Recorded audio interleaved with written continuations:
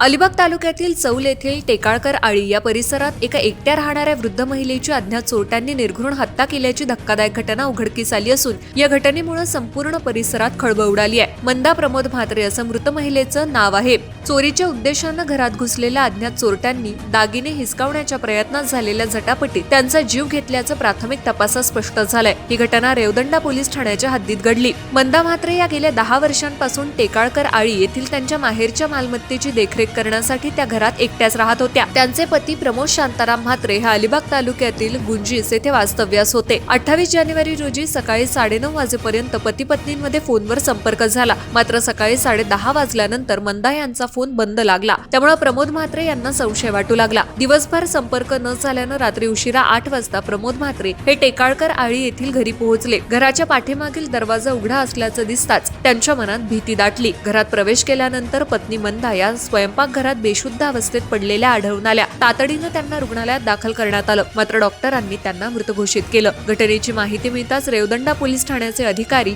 श्वान पथक तसंच फॉरेन्सिक पथकही तातडीनं घटनास्थळी दाखल झालं। पोलिसांच्या प्राथमिक पाहणीत मृत महिलेच्या डाव्या कानाखाली जखम आढळून आली असून मानेच्या उजव्या बाजूला 2 वळ स्पष्टपणे दिसून आले आहेत। त्यांच्या कानातील सोन्याची रिंग तसंच गळ्यातील सोन्याची माळ जबरदस्तीनं काढून देण्यात आल्याचं निष्पन्न झालंय। त्यामुळे दागिने लुटताना झालेल्या झटापटीतच त्यांचा मृत्यू झाल्याचा संशय पोलिसांनी व्यक्त केलाय। या प्रकरणी फिर्यादी प्रमोद शांताराम म्हात्रे यांच्या तक्रारीवरून रेवदंडा पोलीस ठाण्यात अज्ञात व्यक्तीविरोधात गुन्हा दाखल करण्यात आलाय। गुन्हा रजिस्टर नंबर 12/2026 अन्वये भारतीय न्याय संहिता 2023 मधील कलम 103(1), 311 आणि 331(7) अंतर्गत गुन्हा नोंदवण्यात आला असून अधिक तपास सहाय्यक पोलीस निरीक्षक BK जाधव करत आहेत। उपविभागीय पोलीस अधिकारी माया मोरे यांनी घटनास्थळी भेट देऊन पाहणी केली। तसंच पोलीस उपनिरीक्षक मेरू किसन जाधव, दीपक म्हशीळकर, मनीष ठाकूर, सिद्धेश म्हात्रे, कुंभार सुग्रीव गव्हाणे आणि सुधीर पाटील यांच्या पथकानं तपासाला गती दिली आहे। एकट्या राहणाऱ्या वृद्ध महिलेला हेरून घरात घुसून खून करण्यात आल्यानं परिसरात तीव्र संताप व्यक्त केला जात असून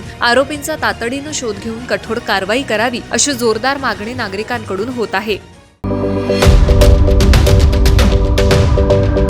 यूट्यूबवर सुद्धा रायगड टाइम्स सर्च करा आणि पहा रायगडच्या कानाकोपऱ्यातील प्रत्येक बित्तम बातमी।